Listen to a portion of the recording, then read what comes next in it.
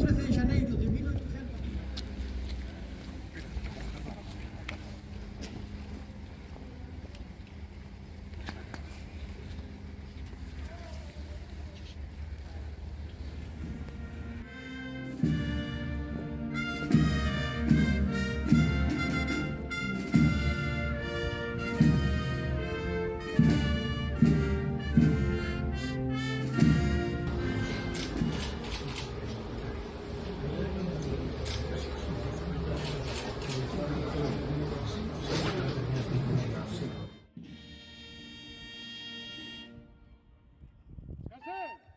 Así se recoge en la Constitución española, que en su artículo 104 asigna a las fuerzas y cuerpos de seguridad bajo la dependencia del Gobierno.